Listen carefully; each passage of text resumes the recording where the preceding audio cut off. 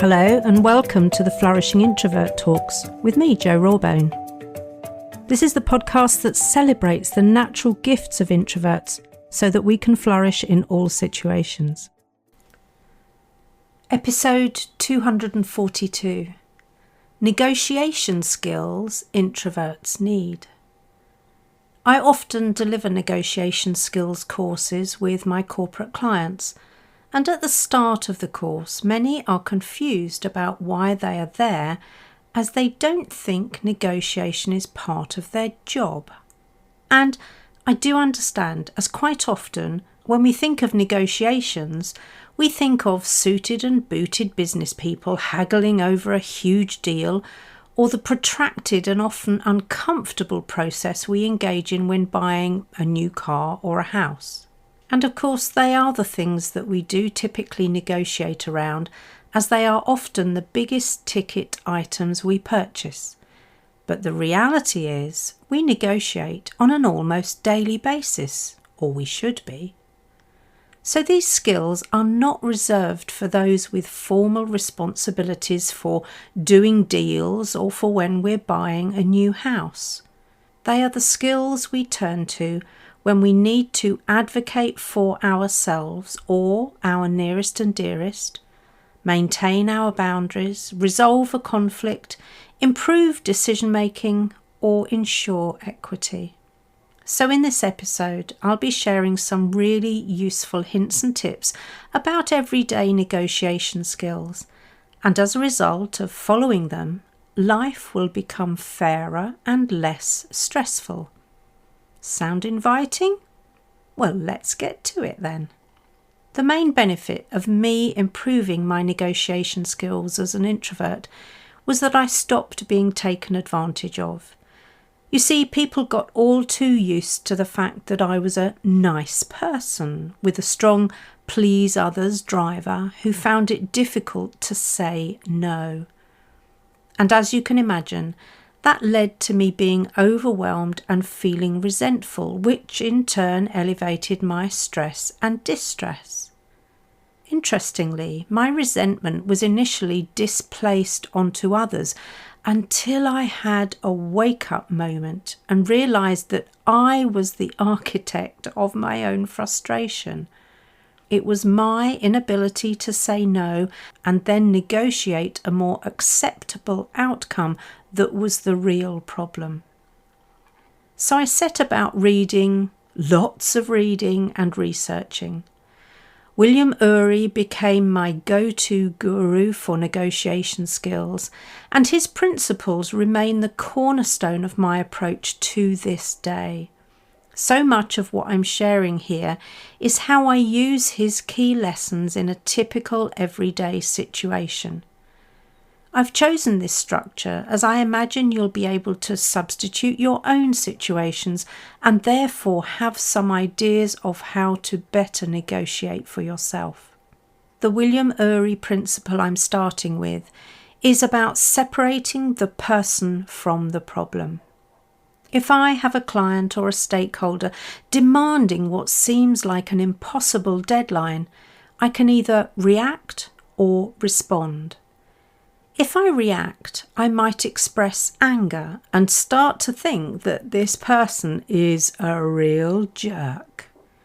I can get caught in a vicious cycle of negative doom thinking and mutter to myself, surely they must know that this is a ridiculous ask. Yep, getting emotional and pointing even imaginary fingers is not helpful in terms of resolution. However, if I stop seeing them as my persecutor, after all, they're probably under pressure too, it allows me to get tough on the problem, not on the person. Essentially, this is about knowing my boundaries and my capacity so I can advocate for myself assertively. In this instance, I might start by asking them what the pressure is behind the deadline. This is a trick I learned long ago when project planning. You see, sometimes people just pick a deadline out of thin air, and for a variety of reasons. When I learned my lesson, I was told that it simply seemed like a good date, in which case negotiation is going to be pretty simple. However, I also know others who've picked a date thinking that a short deadline would impress the boss and make them appear committed and ambitious. In that instance, although the pressure isn't really valid, we'll still probably need to negotiate, as there are some beliefs to be surfaced before we find our win-win solution. If there is a real reason for the deadline, like legislation for instance, then I need to be clear about what I can achieve by the given time, or look at how to reprioritise other commitments to make space.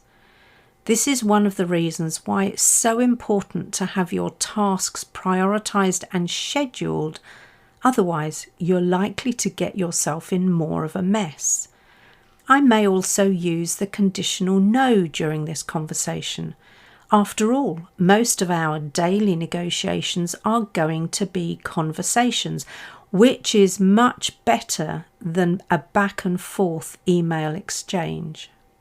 I might say, no, given my current priorities and commitments, I'm not able to complete all of your requirements by that deadline, but I can achieve parts 1 and 2. And so the negotiation begins. By now, I will have ventured into another Ury principle, which is to focus on interests, not positions.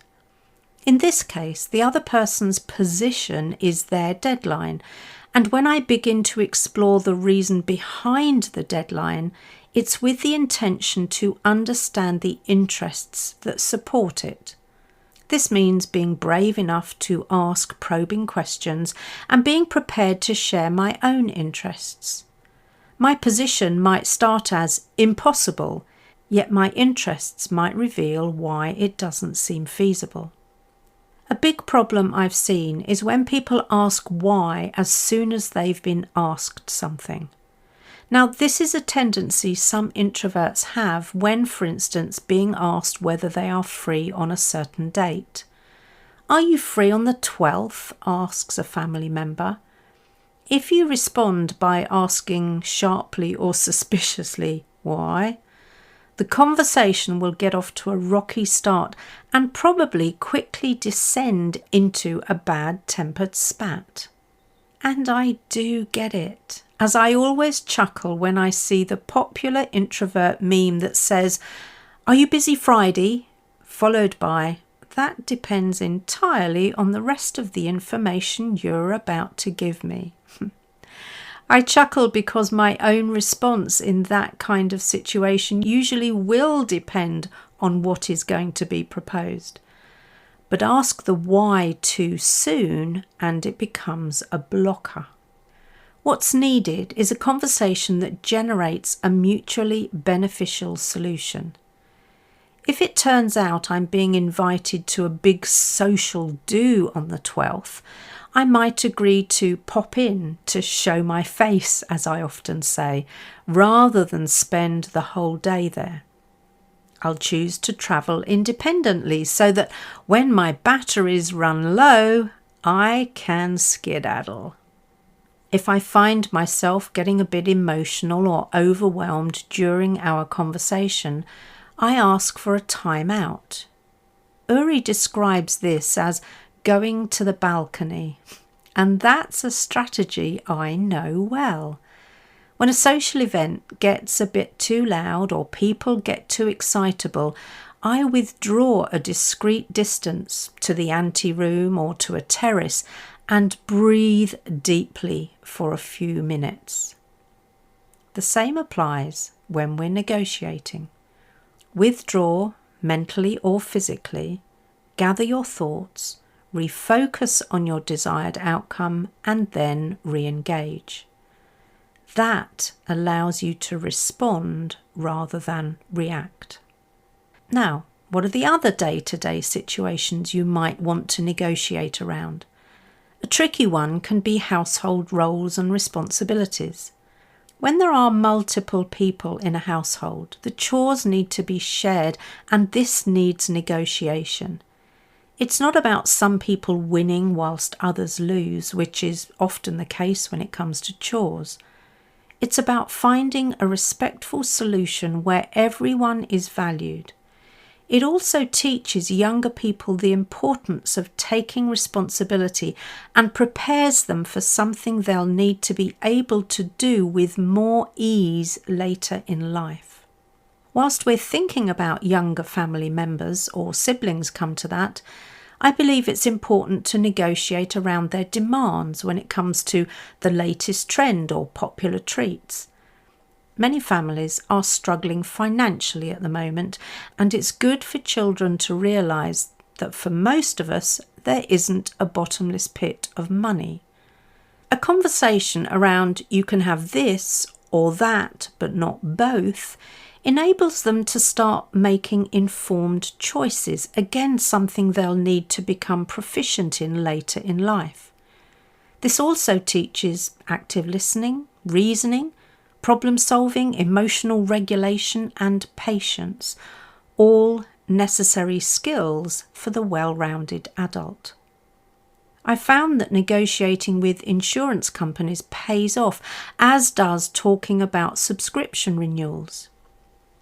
There are a couple of important principles at play here: being really clear on your desired outcome and what your walk-away point is. The latter is known as your BATNA, or best alternative to a negotiated agreement. In other words, if we can't negotiate successfully, then what? My strong recommendation is never to walk away unless you can bear the consequences, just in case they call your bluff. And salary negotiations is something that many of us need to get better at.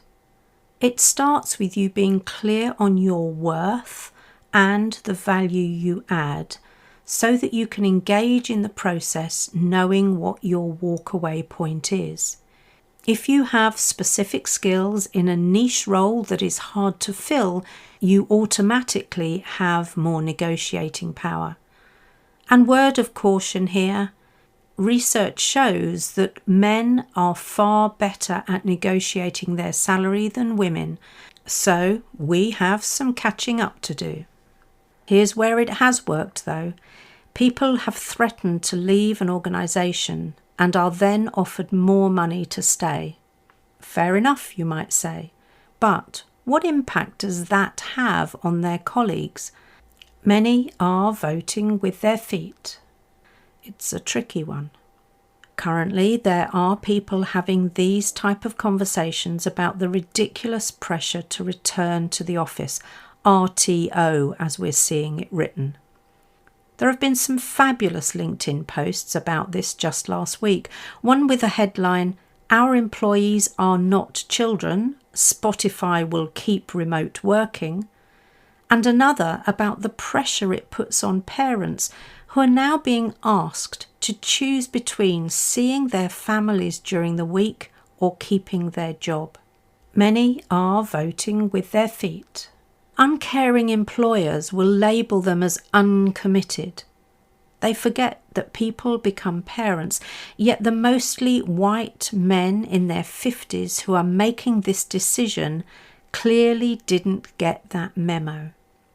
They seem to have a negative case of executive nostalgia, but things will never be the same as they were pre-pandemic. Now, how to pull this episode together. Negotiation is not something that is reserved for big cheeses around a boardroom table. We all negotiate, or should, on an almost daily basis. If you're not, you may need to find some courage and advocate for yourself. There may be a specific process involved with the negotiation, but if you have the right skill set, the process is a doddle. The skills required are those of an effective communicator: active listening, skillful questioning, patience, knowing your desired outcome, win-win problem solving, confidence, emotional regulation, and positive intentions. Some of these can be a stretch for introverts, so if you need to develop any of those skills, let's talk, as I'll be recording a quick video on 5 ways to improve your negotiation skills, which I can then send to you. As introverts, we have a great advantage when it comes to negotiating, and that's being okay with silence. Sometimes the greatest technique is saying nothing, and we can do that very well, but we also need to calmly, persuasively and assertively make our points and stand our ground.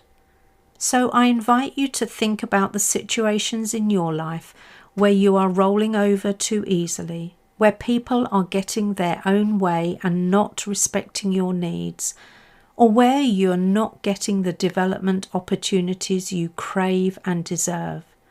They are all opportunities, if not nudges, to negotiate. And if I can do it, so can you. If you enjoyed this episode as much as I did, then please subscribe, rate us and leave a comment, because we know that helps other people find the podcast. And if other people find us, other introverts can flourish. You are listening to an Intentional Media Production podcast.